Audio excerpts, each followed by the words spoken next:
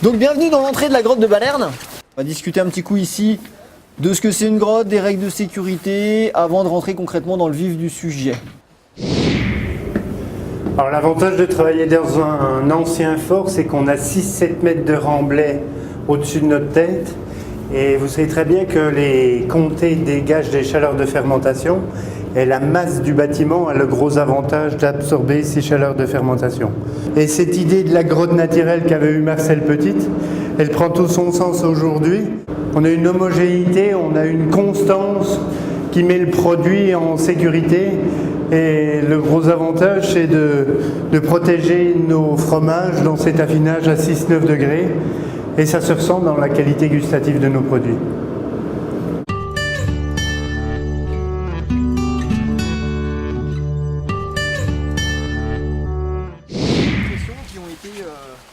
Du coup, si on se dit qu'on va aller explorer la grotte de Balerne ce soir, pour vous, c'est quoi une grotte? Si on fait la définition la plus simple d'une grotte.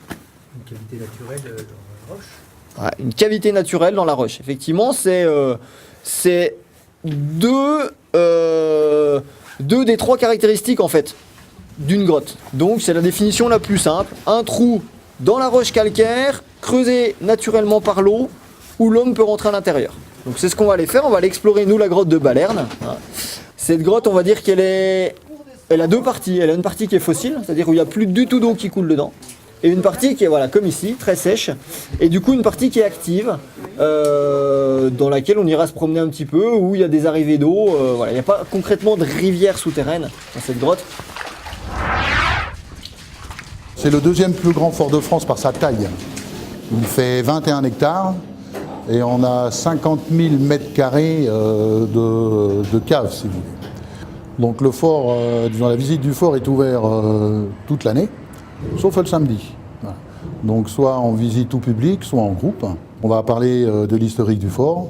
Et évidemment, terminer par une dégustation de nos comtés, hein, où on vous fera découvrir ces palettes aromatiques.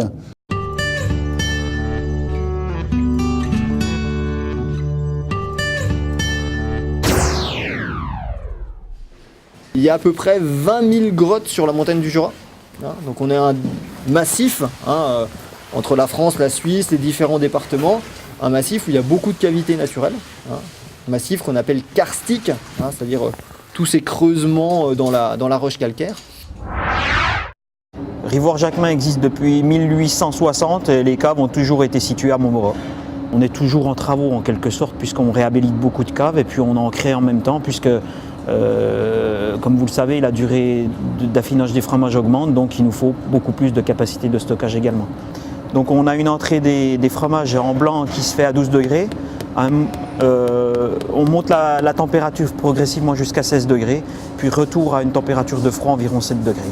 Et on peut aller sur des affinages qui peuvent aller jusqu'à 30 mois.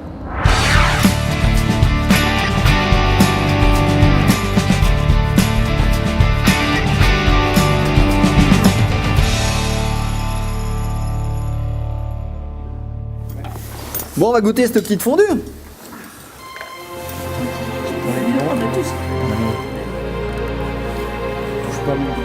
prenez pas. Ça y est, t'as peur d'être sûr. Bon appétit.